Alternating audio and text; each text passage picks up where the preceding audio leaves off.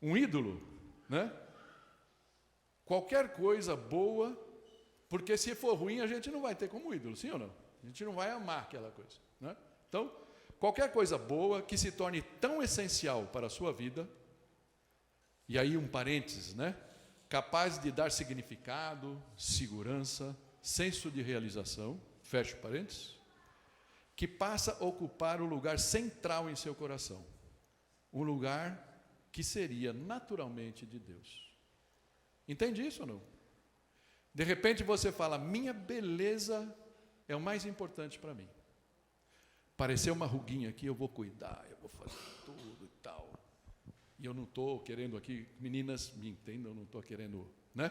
Não estou olhando para nenhuma especificamente, né?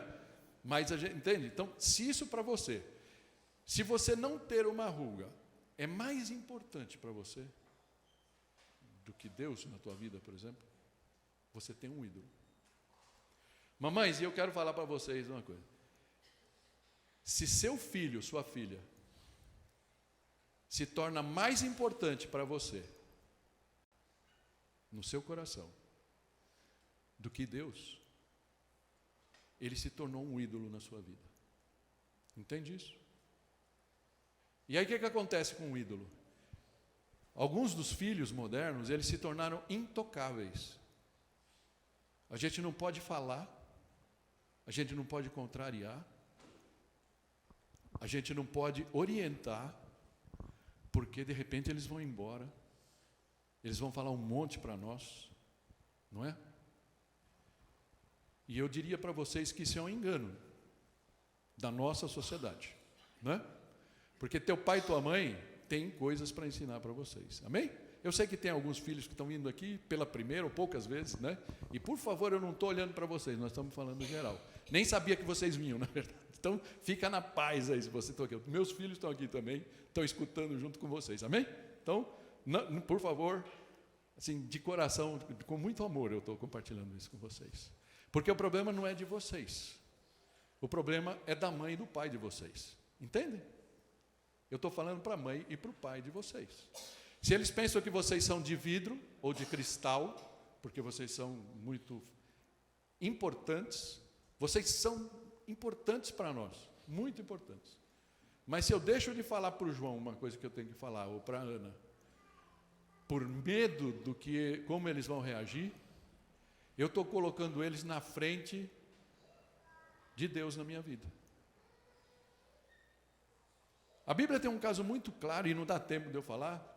Pesquisa Abrão, um homem histórico, está lá em Gênesis, né? Deus fez uma aliança com ele e falou, através de você eu vou abençoar todas as nações da terra. Mas a mulher dele era estéril, demorou 20 ou 25 anos para que ela engravidasse. Ela tinha quase 100 anos, imagina, queridas, há uma esperança para vocês. Ela tinha quase 100 anos quando nasceu o filho, não é? E o que aconteceu com aquele pai? Uma coisa que acontecia provavelmente com a maioria de nós. Ele começou a gostar tanto daquele filho, que ele começou a se tornar um ídolo na vida dele. E aí Deus, um dia, acorda ele de madrugada e fala, Abrão, tem uma missão para você, querido. Ele falou, o que, Deus? Ele que obedecia a tudo que Deus falava. Falou, você pega teu filho e vai sacrificar ele para mim, lá em cima do monte.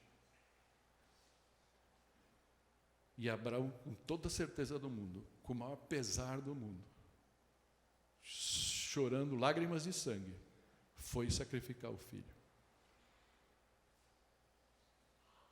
Você, mãe, teria coragem de fazer isso?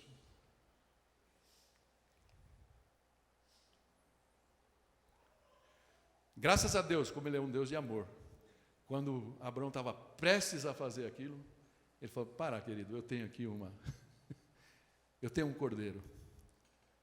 Sabe o nome desse cordeiro? Jesus. Jesus.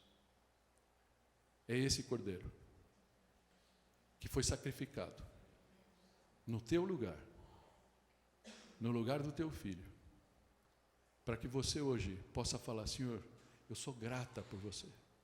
Eu sou grata pelo sacrifício que você fez na cruz. E através desse sacrifício, eu sei que eu posso descansar.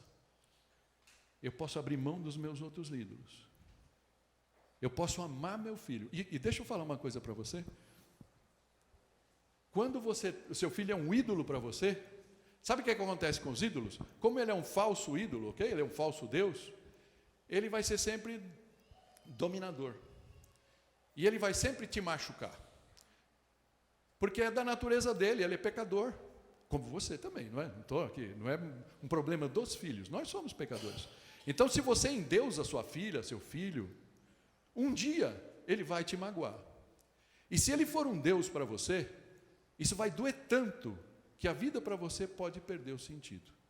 Mas Jesus está falando para você, eu paguei o preço naquela cruz que a gente cantou, para que o sentido da sua vida não esteja atrelado a um filho, a uma mulher que você perdeu, a um marido que faleceu. Amém?